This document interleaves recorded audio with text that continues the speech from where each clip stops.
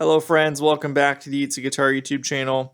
We've got a very cool amp in today. This is a brownface Super from early 60s, probably a 61 if I had to guess. And yeah, let's take a look at it.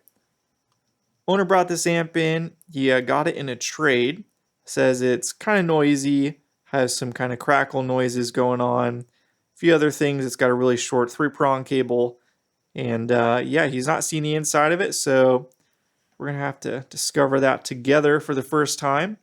Obviously, the baffle has been messed with, the grill cloth replaced. Not done very well. I'm not sure if you can see. It's not very tight there. So if there's lots of extra cloth on the other side, we could possibly salvage it. But most likely, if this bothers the owner, we just have to get new grill cloth. And he might want to do that himself. But yeah, definitely can do better there. Otherwise, looks very good. Nice and clean. So let's go ahead and flip it around and see what it looks like from the back. On the back side, we can see a few interesting things. First and foremost, we've got replaced speakers. So these look like possibly CTS and from 1965. Same thing over here. Orange County speaker incorporated, so that is a reconing service. So this speaker, I guess, is likely reconed, or maybe both of them are. I do not like how much that moves. Let me see if I can show you guys this. So look at the black wire there. See how much that moves? I would not be surprised if I pull on that and it would just snap. So we'll probably want to redo that little bit. Let's see if we can see tube chart here, 6G4. 6G4A, I guess. A is written there. Hard for me to make out. It's going to brighten up even more. Kind of hard for me to make out from here what the code is there. Maybe KL. I'll have to take a closer look to get the final date on that. But yeah, overall, looks pretty good. So baffle does appear replaced. Yeah, you can kind of see through the baffle right here. You guys can't see that. Kind of see through the little window there. And there's not enough grill cloth slack to tighten that. So that's kind of is what it is, unless he wants to replace the grill cloth entirely, which honestly not a bad idea because it's very clearly replaced. So let's go ahead and take the chassis out and see what we got. All right, let's start with this side of the chassis. Get a quick view at the transformers and look under the doghouse. These have a particularly large doghouse, quite a lot of caps in these amps, so we'll take a look at that in a second. Let's start with the power transformer in the choke in the OT. Zoom in for you guys. See if you can see that. So 606.1, looks like 47. It's supposed to be the 47th week of 1961. That checks out. 606.146, same deal. And then on these early brownface amps, on the OTs, they don't have it on the metal itself. It's actually on the outside of the transformer. There you go. 606.143. So these all look to be original and check out, which is always good news. Tube complement, we got all sorts of tubes. Got a, looks like maybe a late 60s, early or into the 70s RCA GZ34, and then some tongue soles there, 5881s. That looks good. Preamps, quickly run through those. So outside of V1, which is this tube here, the rest are all tongue sole or GE branded. Some good tubes. We can go ahead and I guess take all this stuff off, put it off to the side, and let's go ahead and flip it over and see what we got inside. Let me tell you guys, it is so nice to have one of these vintage Fenders on the bench again. I've had a wide assortment of amplifiers that probably you guys will never see on the channel. And yeah, just a lot of stuff, helping friends out with amps that would never normally work on, just because of bandwidth time, and I like to focus on the vintage stuff. So it's really good to get back to the vintage stuff. This is what got me into it, and it's really great to see, not only just because it's a vintage Fender, but also, I mean, look at it. It looks really great at first glance. It's got all the blue moldeds except for this one. Cathode bypass caps have been swapped. Not a great job, but we can rectify that if needed. No big deal. Looks like all of the original resistors are still there. That's fantastic. Not seeing anything replaced. All good. A few minor things here. We got this Astron, looks like it was replaced. This is for the, I think, the intensity control. They didn't have a hot enough soldering iron to get to the brass plate. That's pretty typical. Bias supply has been messed with. Got a flying resistor here and 2 F&T caps. This can be fixed, and we can throw in an adjustable trim pot here to make the bias adjustable. So that's no big deal. We can fix that. Really, the only thing that stands out to me that's a little suspect would be the output transformer. So the date codes are correct on it. It looks good from the other side, but from this side we can clearly see all of the solder joints have been touched. So for some reason this output transformer was removed.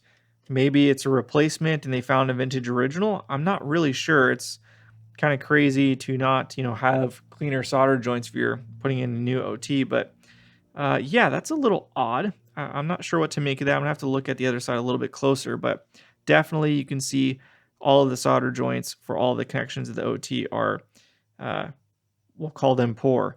So we want to fix that. And we've already played the amp. The owner and I played it before he left.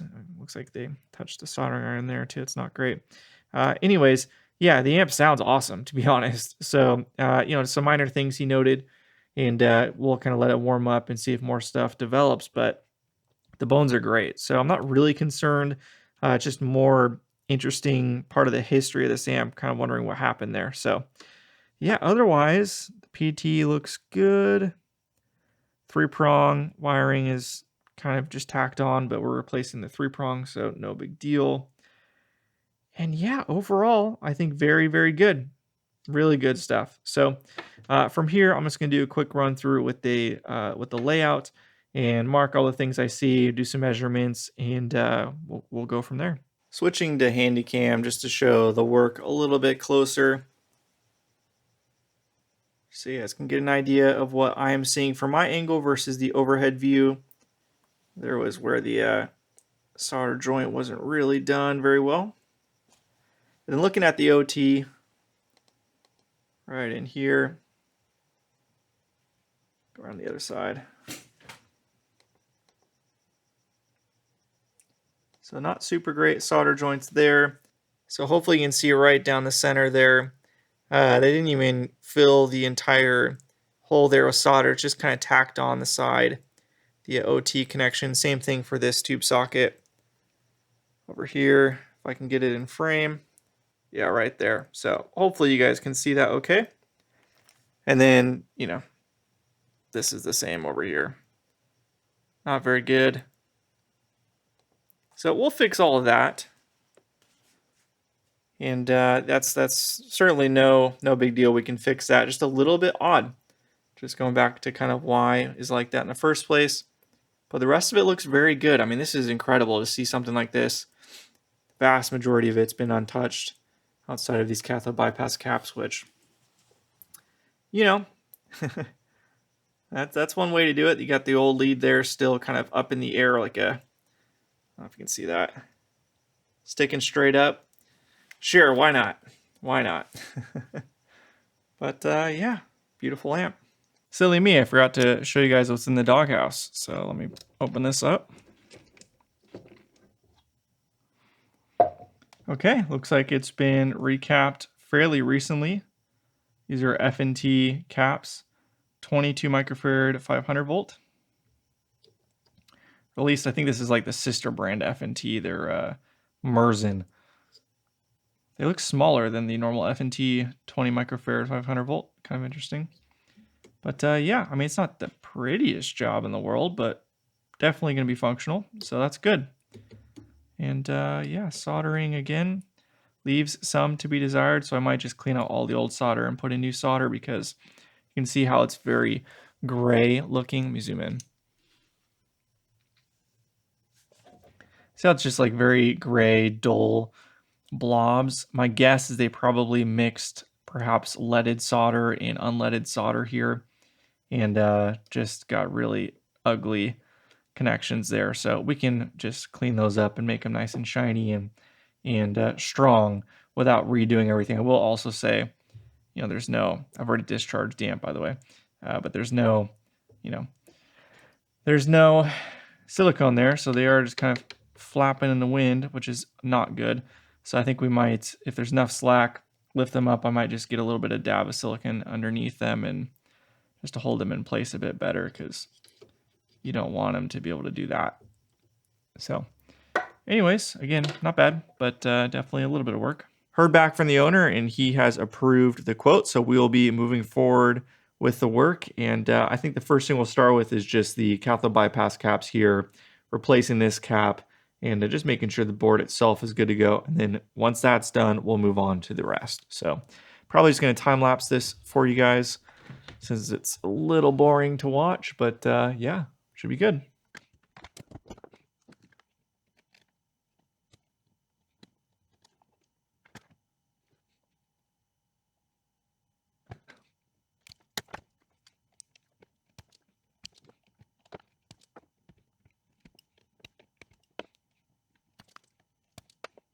All right, so that's all the electrolytics on the top board here replaced, as well as this cap, which was replaced, just put in a better value Mallory. And yeah, everything looks pretty good. So we can go ahead and move on from here and start tackling the bias supply. It looks like it's hovering around 23K. So it seemed to bias just fine with that value, which is kind of unique and interesting. Quite a bit lower than stock value of just that 56K by itself, but that gives us a reference point. So then we start building the adjustable bias, we can kind of have a good starting point to see what our resistor and trim pot combinations should be, you know, to try out, and then from there we can hone it in. So with that out of the way, we're just going to rip out all of this because it's a bunch of nonsense, and we'll try and hang on to this 10K resistor, but otherwise these caps are all gone. These resistors are not great. So these caps are 100 microfarad when they should be 8 microfarad. So quite a massive jump. And you can go too big for a bias cap. And you see these 100 microfarad F&T caps swapped in fairly commonly for Fender specific bias supplies. There's that. You see these a lot in like Deluxes and Princetons, whatever. In fact, I did it for a period as well. Really, it's too big. It doesn't need to be that big, the value. And so I think just some people did it and other people saw those people doing it, and then everyone just kind of copied it, myself included. But there are better values out there. Mod, which is the brand I use on most of my caps, they make a 50 microfarad 100 volt, which is kind of my go-to for general, you know, replacements and Fenders and whatnot. But this calls for 8 microfarad, not dissimilar from Marshalls, for example. I believe those use the same. So why is this so hard to pull out? Here we go. So yeah, so we'll stick to that value. No big deal.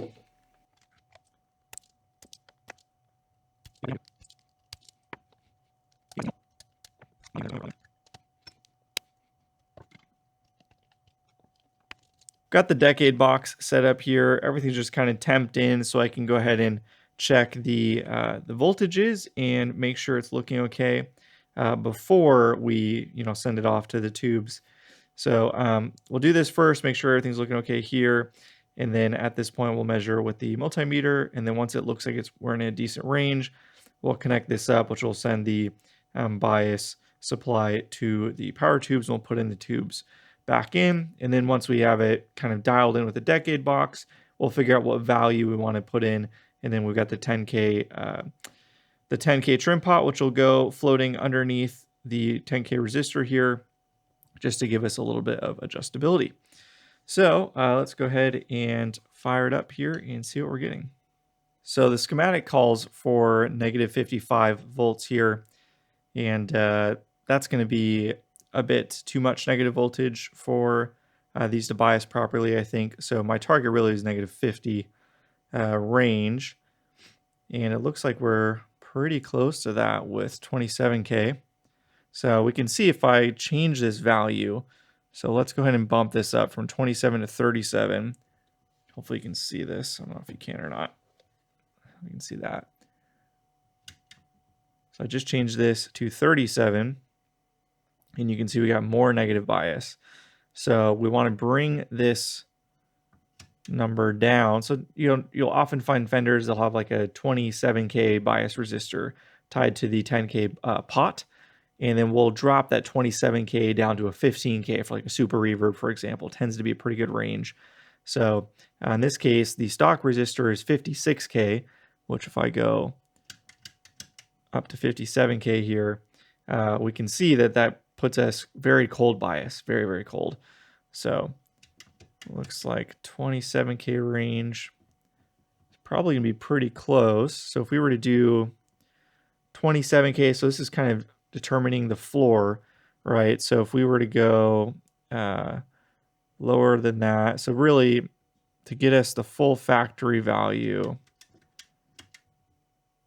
we'd have to go 33K. So basically what we'd want to be doing is a 22K plus a 10K trim pot, which would get us pretty close to the factory value there, somewhere in that range. We might want to go even bigger than that. It's hard because there's nothing really between 22 and 27K. So 27K kind of gives us, it seems like a good bias setting at first glance. And if we were to do that, the trim pot would basically be all the way at an extreme setting. Whereas I like to try and get it so it's somewhere halfway, so we have a decent little bit up and down from there. So I think let's go ahead and turn it off. This is all looking good.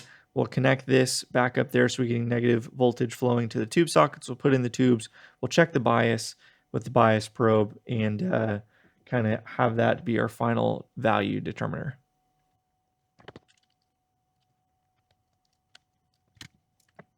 All right, it's the next day, and I want to go ahead and redo all of the output transformer connections.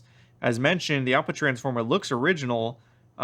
Date codes match. It's an original transformer, not rewound, as far as I can tell.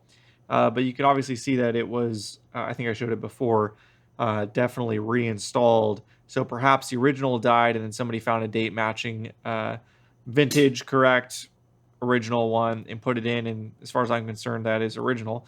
But you can see that they messed up here and actually flew too close to the sun and melted that part of the insulation. There's plenty of lead left, so I'm going to cut that shorter and do that there. And then the connections on the tube sockets are also really suspect, as well as over here at the output jack. So all of that needs to be redone.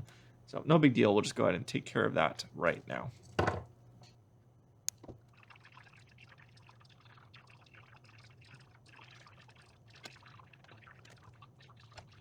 All right, so that's all cleaned up. Next step for us will be to uninstall this 3-prong and put in a new one that is longer and also wired in properly. So we'll go and take the fuse out and get to work on that.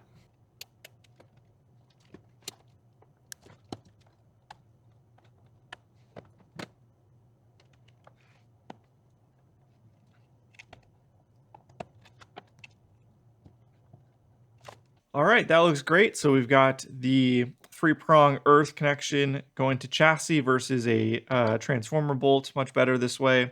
And then we've got the hot going to fuse tip, and then the other end of the fuse sleeve going over to the power switch. The other end of the power switch is one of the primaries, and then the other primary is connected directly to the neutral via the ground switch here.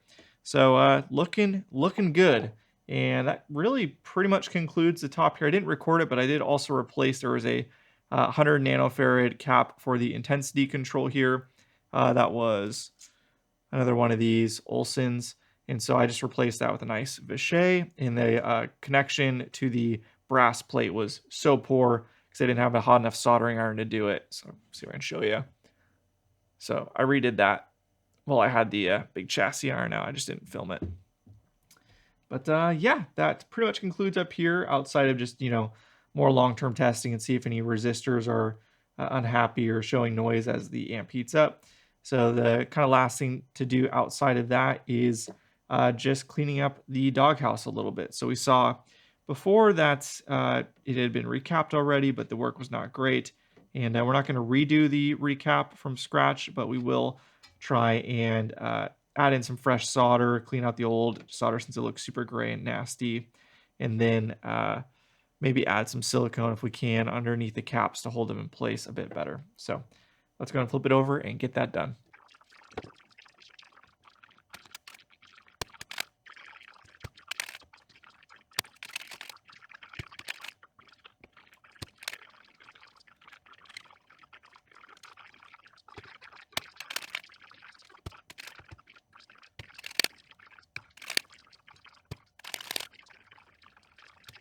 I always forget to show you guys this because it's just something I do without turning the camera on typically, but I've gone ahead and put deoxit in all the tube pins. With the preamp tubes, I just kind of very lightly dab it into each of the pin holes, and then I just run the tubes in and out a bunch, and that generally does the trick. And then for the power tubes, these are all really stiff in there, so those are good, but these could be a little tightened, so I use this little tool that friend of the channel, Matt, made for me.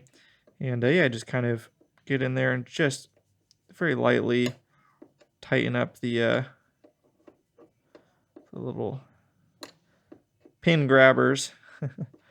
And then I will do a similar thing, just get a little bit of deoxit in there and run the tube in and out. And yeah, so I'm not going to record all of that, but just wanted to make sure I acknowledged that I would be doing that. And this is my typical workflow. So anyways, onward. One cool trick a friend taught me is to take an ear cleaner like this and cut off the fuzzy end. And the actual diameter of this is kind of perfect for the power tube sockets to go in and out. And you can see just going in and out, it's already showing some black there. And then you can just kind of douse it in deoxit and go in and out. And that's a good way to do it when you have something like this where you have bear traps. So using the tubes going in and out is kind of annoying to have to do holding this out. So just another trick for you. The last little bits and bobs we need to do to the amp before we do the long-term burn-in test and make sure there's nothing, else over here on the circuit that's showing its age, is to replace the presence control cap. It's a yellow Astron, they're always bad. And then just the safety diodes for the rectifier here, just to have a little bit of extra protection. And then other than that, it's just cleaning up the wiring for the speakers in the cabinet, and that's about it. So yeah, let's get to it.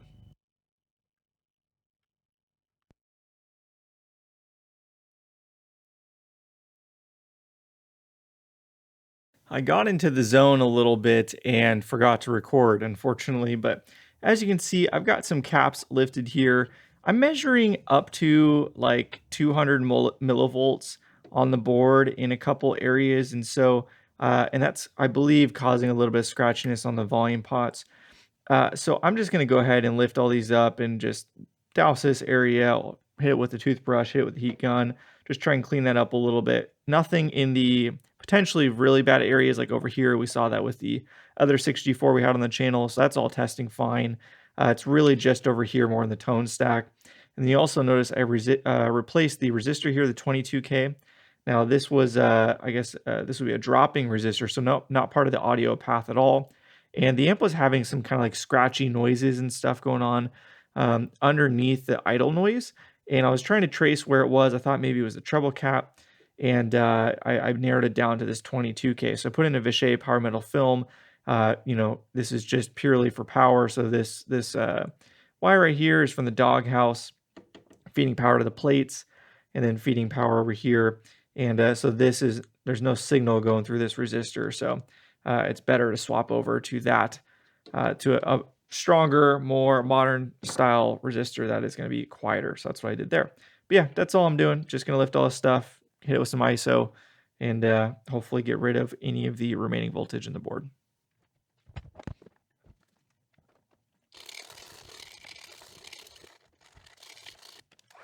So that cut that in about half, which is good. Nothing at the board. High voltage here. Off the eyelet, just a hair. I mean, nothing. 0.01 is nothing. And over here, also nothing. Okay, that was successful. So I don't know if there's anything else over here. A little bit here. This is part of the trem. A little bit there. also part of the trem. Those two are fine. That's not really an accurate reading because you got voltage going around this cap, so let's just check there. It's fine. Those are all fine. The real problem area, if you ever get one of these in, make sure you check, or any Fender of this ilk, you want to check right here, because you got your negative bias voltage here, and you got high voltage right here. So 424, and this will be negative 40 or something. And so if this bleeds into there, that changes this from negative 40 to maybe negative 30, and all of a sudden you got red plating. But yeah, everything else is looking good. Amp is operating nice and silent now. That 22K is replaced, so feeling very good about this. All right, so the owner approved us moving forward with replacing the grill cloth.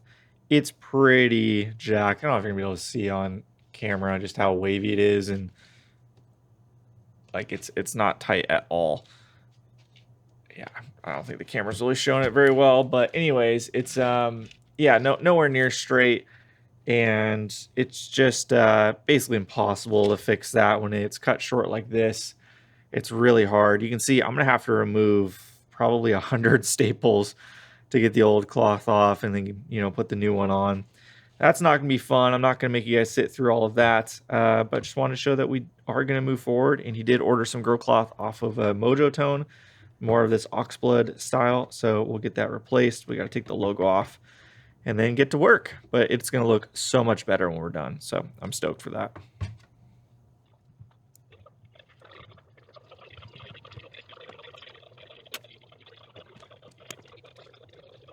All right, there we go. I don't know how many staples that is, but my hand is sore. Very sore, goodness gracious. A little bit overkill, I'd say, but there's the grill cloth. And here's the baffle. Kind of interesting, the grill cloth, one side is more biased with the yellow stripe and the other side is not. I think this is the more accurate side. I'll have to look at photos of original ones to confirm, but here's the baffle board.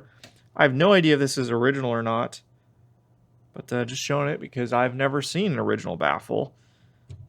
I'd be kind of surprised if that's original to have this big gap between where the speaker is and the outer trim, because it's hard to keep a grill cloth totally, you know, flat and sturdy there if that's the case. And then you can see here they got some like epoxy or glue, something there holding that more in place. In fact, looking at the hole, you can see it's there's like a inner or outer lip depending on the side, so it's almost like it was cut in two halves and then put together. I'm inclined to think this is not original just because it looks slightly home built, but I have no idea.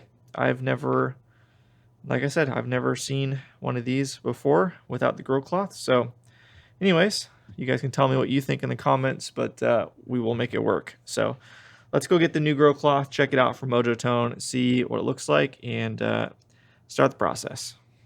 You know, looking at this even further, look at the distance from the hole out the outer edge of the hole here to the screw, and then look at it, you know, on this end, on this end, on this end. So it's like the holes aren't even centered perfectly. I wonder if they're equal on the top. I don't have a straight edge near me. Let me see if I can get a ruler here. You can see this side is closer to the top than this side. So they're actually slightly off kilter. So this one is slightly up and this one's slightly down from each other. Distances from the sides look okay. I don't know. Again, maybe that was, you know, how Fender did. I don't know. Fender was pretty good about this stuff. So I'm tending, or leaning rather, towards this being a separate thing. And I'm gonna I think I'm gonna go on Mojo Tone's website and see if they sell a baffle for this, just to see as an option for the owner, because I'm just not sure this is the best way to go. All right, I'll come back. All right, I don't have a way to actually film me doing this work. I'm definitely not gonna do it on this, but you guys can just kind of see what we're working with. Want to make sure we have these black lines vertical. And this is the top left corner if you're facing the amp from the front. So yeah, Should look good. You can see it's a little see-through. In fact, there's little marks on the baffle, little light marks we might want to touch up. Actually, it's pretty good, just because you will probably be able to see it. But I did look up additional photos of vintage ones to confirm. All right, I'm going to say that we are done with phase one. So it's stapled all the way around, but it needs to be tweaked quite a bit. You know, I'm actually really struggling with this, namely because the cloth is very, very thick and rigid. So it doesn't stretch easily. It takes a lot of pressure to get it to stretch. And again, we don't have that support in the middle, so it needs to be very, very tight to look all right. And the other problem is there's no like easy pattern to follow to give me kind of a grid or a line for the edges to make sure everything's lined up. You know, basically you've got black and maroon, and it's very hard to catch unless, you know, you have the lighting perfectly set up so you can kind of just catch the highlights of the ridges. So yeah, it's roughed up right now, but it's definitely not perfect. So basically my plan of attack is to locate all of the areas where I need to tweak a little bit, and then I'm just going to take staples out in certain portions on each side. You know, say I need to shift it over this way a little bit up in the corner. I'll take the staples out here and here and just kind of shift it a little bit. And I'll just kind of, I don't know, maybe use a sticky note or something to point out the little areas I need to tweak, and then I'll just kind of fine tune it that way. But I'm exhausted. My hands are pretty sore from all of those staples and then stapling in with a staple gun, all the staples on the edges too. So yeah, that was quite a lot of work and a decent amount of work left, but it's going to look awesome. I already mocked it up, and yeah, it's going to look so much better than the previous setup. So I'm stoked. It's just going to take a little bit more fine tuning, but yeah, so I'll come back to it probably in a day or so. Took a little bit more work, but here you go. Baffle reinstalled with the new cloth. You can see compared to the old stuff, just night and day. This looks so much better. Get this out of here. So yeah, the Oxblood looks incredible, especially with the Fender logo back there. And yeah, nothing really else to note there. I did confirm that the baffle is in fact replaced, and this came with the amplifier from the owner, and we can see it says new baffle right there. So there you go. My suspicions were confirmed. Regardless, this thing is going to look awesome with the chassis back in there. So really from here, it's just final tests, final reassembly. I did have to redo the speaker wiring a bit, but other than that, pretty dang close. Back to the owner very soon. This may or may not make the edit, but I noticed when I've had the chassis in, because the baffle is not original, I don't think it sits perfectly like an original one would. And so the actual chassis kind of goes to here. So it leaves a decent lip, which means you can see the corner of all of these diagonal pieces in here. Now I added in these back ones to hold the back down when you're sliding the chassis in. But these ones, most of them are visible. So basically what I'm going back and doing is removing all of those and then doubling up the horizontal ones, which should basically be invisible, and then but still give enough support, because you can't just have it all the way back here. It'll get loose in this area. So a bit tricky. I've got all of these to redo. So, and my sea of staples. And there's the final product. So you can't see any staples anymore. You can see the large lip it has over the baffle. So that's why I did that, but it came out good and the amp looks awesome. So I'm just gonna put the camera off to the side, play it real quick just to demonstrate it in its cab, and then the owner's here to pick it up in about 30 minutes.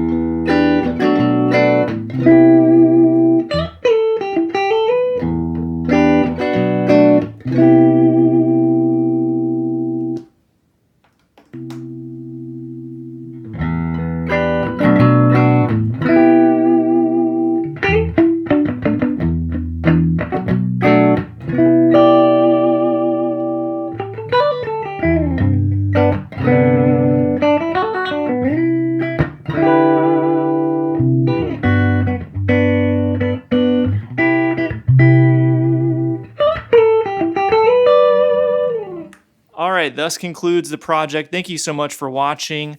If you enjoyed the video, give it a thumbs up, and until next time, see ya.